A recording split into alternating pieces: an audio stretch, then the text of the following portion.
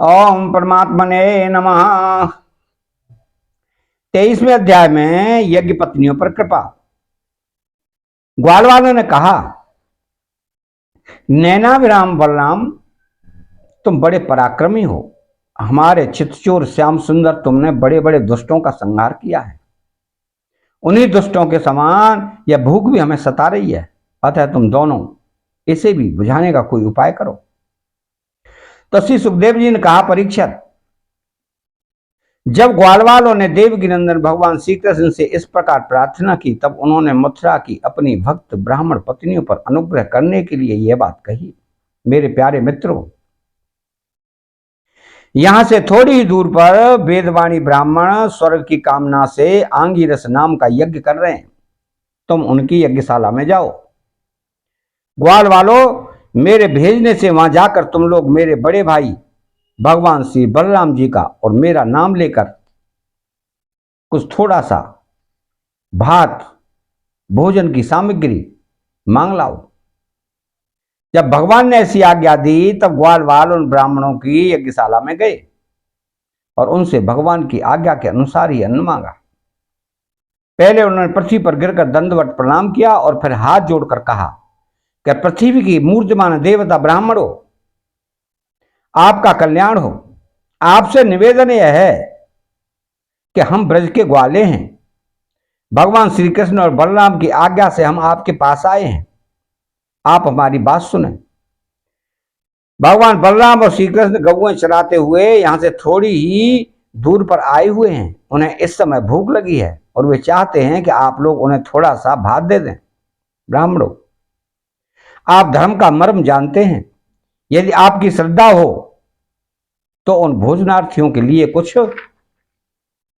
भात दे दीजिए। सज्जनों, जिस यज्ञ दीक्षा में पशु बलि होती है, उसमें और सौत्रामणि यज्ञ में दीक्षित पुरुष का अन्न नहीं खाना चाहिए।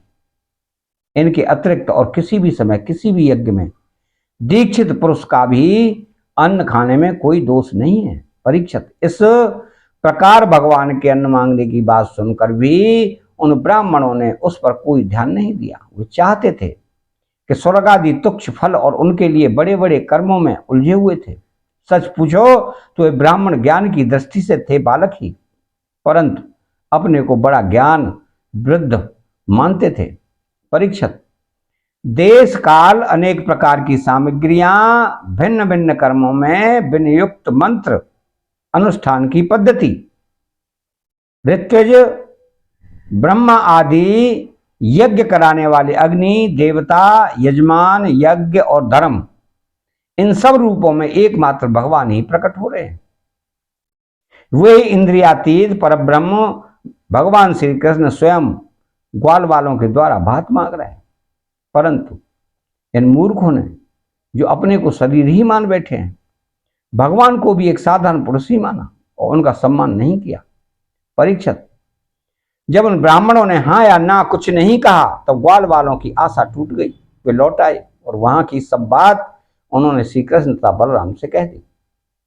उनकी बात सुनकर सारे जगत के स्वामी भगवान श्री कृष्ण हंसने लगे। उन्होंने ग्वाल वालों को समझाया कि संसार में असफलता तो बार बार होती ही है, उससे निराश नहीं होना चाहिए। बार बार प्रयत्न करते रहने से सफलता मिल ही जाती है।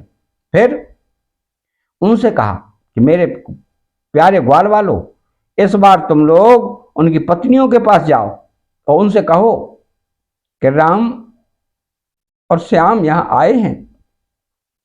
तुम जितना चाहोगे उतना भोजन वे तुम्हें देंगी। वे मुझसे बड़ा प्रेम करती हैं। उनका मन सदा सर्वदा मुझ में लगा रहता है। अब की बार ग्वालवाल पत्नीशाला में गए। वहां जाकर देखा तो ब्राह्मणों की पत्नियां सुंदर सुंदर वस्त्र और गहनों से सज धज कर बैठी हैं। उन्होंने द्विज पत्नियों को प्रणाम करके बड़ी नम्रता से यह बात कही, आप विप्र पत्नियों को हम नमस्कार करते हैं। आप कृपा करके हमारी बात सुने। भगवान श्री कृष्ण यहां से थोड़ी ही दूर पर आए हुए हैं और उन्होंने ही हमें आपके पास भेजा है। वे ग्वालवाल और बलराम जी के साथ गऊएं चराते हुए इधर दूर आ गए हैं। इस समय उन्हें और उनके साथियों को भूख लगी है, आप उनके लिए कुछ भोजन दे दें। परीक्षक, वे ब्राह्मण यहां बहुत दिनों से भगवान की मनोहर लीलाएं सुनती थी, उनका मन उनमें लग चुका था। वे सदा सर्वदा इस बात के लिए उत्सुक रहती थी कि किसी प्रकार श्री कृष्ण के दर्शन हो जाए। श्री कृष्ण के आने की बात सुनते ही वे उतावली हो गई। उन्होंने बर्तनों में अत्यंत स्वादिष्ट और हितकर भक्ष्य भोज्य लेह्य और चोष्य चारों प्रकार की भोजन सामग्री ले ली तथा भाई बंधु पति पुत्रों के रोक दे रहने पर भी अपने प्रियतम भगवान श्री कृष्ण के पास जाने के लिए घर से निकल पड़ी। ठीक वैसे ही जैसे नदियां समुद्र के लिए क्यों न हो, न जाने कितने दिनों से पवित्र कीर्ति भगवान श्री कृष्ण के गुण लीला सौंदर्य माधुर्य आदि का वर्णन सुन सुनकर उन्होंने उनके चरणों पर अपना हृदय निछावर कर दिया था। ब्राह्मण पत्नियों ने जाकर देखा कि यमुना के तट पर नए नए कुपलों से शोभायमान अशोक वन में ग्वाल बालों से घिरे हुए बलराम जी के साथ श्री कृष्ण इधर उधर घूम रहे हैं। उनके सांवले शरीर पर सुनहला पीतांबर झलमला रहा है, गले में बलमाला लटक रही है, मस्तक पर मोर पंख का मुकुट है, अंग अंग में रंगीन धातुओं से चित्रकारी कर रखी है, नए नए कोपलों के गुच्छे शरीर में लगाकर नटका सा वेश बना रखा है। एक आपने सखा ग्वालवाल के कंधे पर रखे हुए हैं और दूसरे हाथ से कमल का फूल नचा रहे हैं। कानों में कमल के कुंडल हैं, कपोल पर घुंघराली अलकें लटक रही हैं और मुख कमल मंद मंद मुस्कान की रेखा से प्रफुल्लित हो रहा है। परीक्षक, अब तक अपने प्रियतम श्याम सुंदर के गुण और लीलाएं अपने कानों से सुन सुनकर उन्होंने अपने मन को उन्हीं के प्रेम के रंग में रंग डाला था, उसी में सराबोर कर दिया था। अब नेत्रों के मार्ग से उन्हें भीतर ले जाकर बहुत देर तक वे मन ही मन उनका आलिंगन करती रहीं और इस प्रकार उन्होंने अपने हृदय की जलन शांत की। ठीक वैसे ही जैसे जागृत और स्वप्न अवस्था की वृत्तियां यह मैं यह मेरा इस भाव से जलती रहती हैं, परंतु सुषुप्ति अवस्था में उसके अभिमानी प्राज्ञ को पाकर उसी में लीन हो जाती हैं और उनकी सारी जलन फिर मिट जाती है। प्रिय प्रियतम, प्रिय परीक्षित, भगवान सबके हृदय की बात जानते हैं, सबकी बुद्धियों के साक्षी हैं। उन्होंने जब देखा कोई ब्राह्मण पत्नियां अपने भाई बंधु और पति पुत्रों के रोकने पर भी साफ सगे संबंधी और विषयों की आशा छोड़कर केवल मेरे दर्शन की लालसा से ही मेरे पास आई हैं, तब उन्होंने उनसे कहा। उस समय उनके मुखार बिंद पर हास्य की तरंगें अटखेलियां कर रही थी। भगवान ने कहा, मां भागवती देवी हो, तुम्हारा स्वागत है, आओ बैठो, कहो हम तुम्हारा क्या स्वागत करें। तुम लोग हमारे दर्शन की इच्छा से यहां आई हो, यह तुम्हारे जैसे प्रेम पूर्ण हृदय वालों के योग्य ही है। इसमें संदेह नहीं कि संसार में अपनी सच्ची भलाई को समझने वाला जितने भी बुद्धिमान पुरुष हैं वो अपने प्रियतम के समान ही मुझसे प्रेम करते हैं। ऐसा प्रेम करते हैं कि जिसमें किसी प्रकार की कामना नहीं रहती, जिसमें किसी प्रकार का व्यवधान संकोच छिपाव दुविधा या द्वैत नहीं होता। प्राण बुद्धि धन मन शरीर स्वजन स्त्री पुत्र आदि संसार की सभी वस्तुएं जिसके लिए और जिसकी सन्निधि से प्रिय लगती हैं, उस आत्मा से परमात्मा से मुझे श्री कृष्ण से बढ़कर और कौन प्यारा हो सकता है। इसलिए तुम्हारा आना उचित ही है। मैं तुम्हारे प्रेम का अभिनंदन करता हूं, परंतु अब तुम लोग मेरा दर्शन कर चुकी, अब अपनी यज्ञशाला में लौट जाओ। तुम्हारे पति ब्राह्मण ग्रस्त हैं, वे तुम्हारे साथ मिलकर ही अपना यज्ञ पूर्ण कर सकेंगे। ब्राह्मण पत्नियों ने कहा कि अंतर्यामी मधुसूदन, श्याम सुंदर, आपकी यह बात निष्ठुरता से पूर्ण है। आपको ऐसी बात नहीं कहनी चाहिए। श्रुतियां कहती हैं कि जो एक बार भगवान को प्राप्त हो जाता है उसे फिर संसार में नहीं लौटना पड़ता। आप अपनी यह वेदवाणी सत्य कीजिए। हम अपने समस्त सगे संबंधियों की आज्ञा का उल्लंघन करके आपके चरणों में इसलिए आई हैं, आपके चरणों में गिरी हुई तुलसी की माला अपने केशों में धारण करें। स्वामी, अब हमारे पति, पुत्र, माता पिता, भाई, बंधु और स्वजन संबंधी हमें स्वीकार नहीं करेंगे, फिर दूसरों की ये बात ही क्या है। वीर शिरोमणे, अब हम आपके चरणों में आपणी हैं, हमें और किसी का सहारा नहीं है, इसलिए अब हमें दूसरों की शरण में न जाना पड़े, ऐसी व्यवस्था कीजिए। भगवान श्री कृष्ण ने कहा कि देवियों, तुम्हारे पति, पुत्र, माता पिता, भाई, बंधु कोई भी तुम्हारा तिरस्कार नहीं करेंगे, उनकी तो बात ही क्या, सारा संसार तुम्हारा सम्मान करेगा। इसका कारण है कि अब तुम मेरी हो गई हो, मुझसे युक्त हो गई हो। देखो ना, ये देवता मेरी बात का अनुमोदन कर रहे हैं। देवियों, इस संसार में मेरा अंग संग ही मनुष्यों में मेरी प्रीति तथा अनुराग का कारण नहीं है, इसलिए तुम जाओ, अपना मन मुझ में लगा लो, तुम्हें बहुत शीघ्र मेरी प्राप्ति हो जाएगी। तो श्री सुखदेव जी कहते हैं कि परीक्षित, जब भगवान ने इस प्रकार कहा तब वे ब्राह्मण पत्नियां यज्ञशाला में लौट गईं। उन ब्राह्मणों ने अपनी स्त्रियों में तनिक भी दोष दृष्टि नहीं की, उनके साथ मिलकर अपना यज्ञ पूरा किया। उन स्त्रियों से एक को आने के समय ही उनके पति ने बलपूर्वक रोक लिया था। इस पर उस ब्राह्मण पत्नी ने भगवान के वैसे ही स्वरूप का ध्यान किया जैसा कि बहुत दिनों से सुन रखा था। जब उसका ध्यान जम गया तब मन ही मन भगवान का आलिंगन करके उसने कर्म के द्वारा बने हुए अपने शरीर को छोड़ दिया।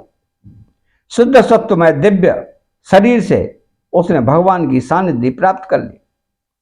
इधर भगवान श्री कृष्ण ने ब्राह्मणियों के लाए हुए उस 4 प्रकार के अन्न से पहले ग्वाल वालों को भोजन कराया, फिर उन्होंने स्वयं भी भोजन किया। परीक्षित, इस प्रकार लीला मनुष्य भगवान श्री कृष्ण ने मनुष्य की सी लीला की और अपने सौंदर्य, माधुर्य, वाणी तथा कर्मों से गौएं, ग्वालवाल और गोपियों को आनंदित किया और स्वयं भी उनके अलौकिक प्रेम रस का आस्वादन करके आनंदित हुए। परीक्षित, इधर जब ब्राह्मणों को यह मालूम हुआ कि श्री कृष्ण तो स्वयं भगवान है, तब तो उन्हें बड़ा पछतावा हुआ। वो सोचने लगे कि जगदीश्वर भगवान श्री कृष्ण और बलराम की आज्ञा का उल्लंघन करके हमने बड़ा भारी अपराध किया है। वे तो मनुष्य की सी लीला करते हुए भी परमेश्वर ही है।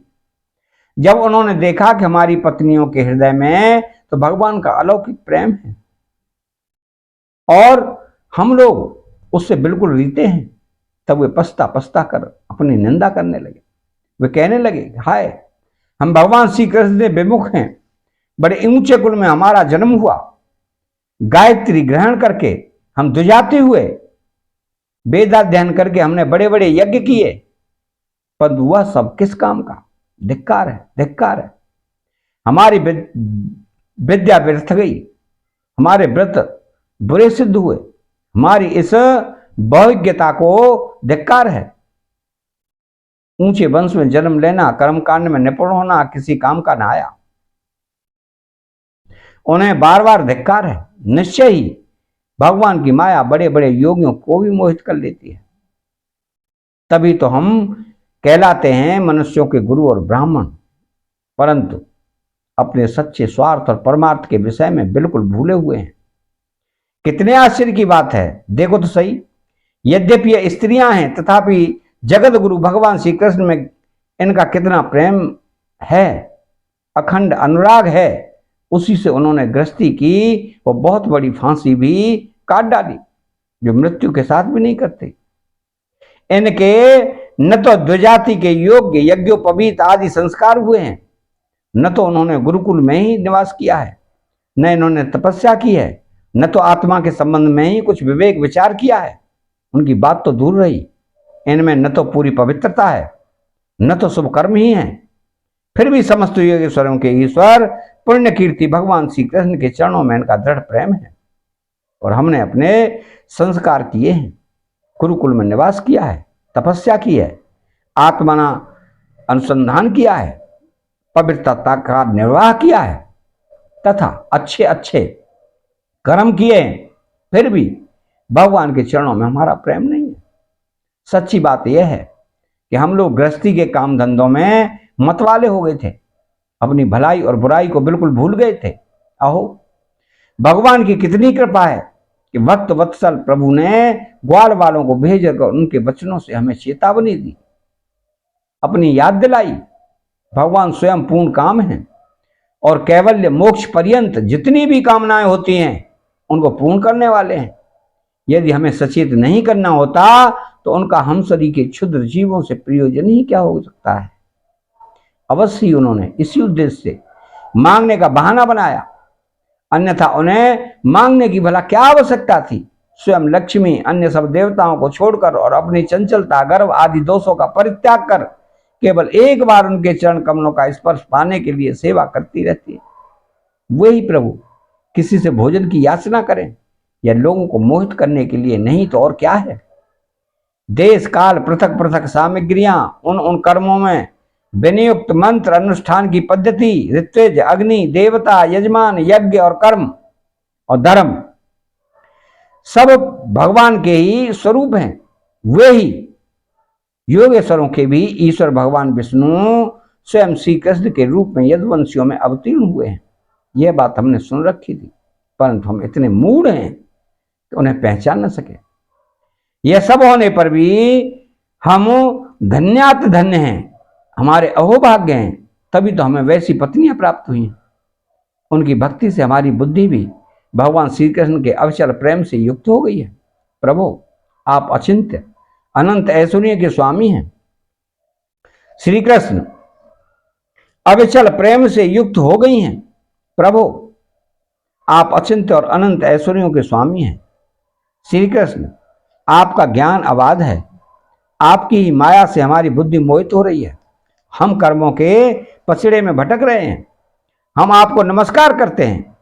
वे आदि पुरुषोत्तम भगवान श्री कृष्ण हमारे इस अपराध को क्षमा करें। क्यों कि हमारी बुद्धि उनकी माया से मोहित हो रही है। हम उनके प्रभाव को न जानने वाले अज्ञानी हैं। परीक्षित, उन ब्राह्मणों ने श्री कृष्ण का तिरस्कार किया था, अतः उन्हें अपने अपराध की स्मृति से बड़ा पश्चाताप हुआ और उनके हृदय में श्री कृष्ण बलराम के दर्शन की बड़ी इच्छा भी हुई, परंतु कंस के डर के मारे वे उनका दर्शन करने न जा सके। अतः 23वां अध्याय यहां समाप्त होता है। चैनल को सब्सक्राइब करें, बेल आइकन घंटी को दबाएं, कमेंट बॉक्स में श्री राधे कृष्णा लिखें। जय श्री कृष्णा।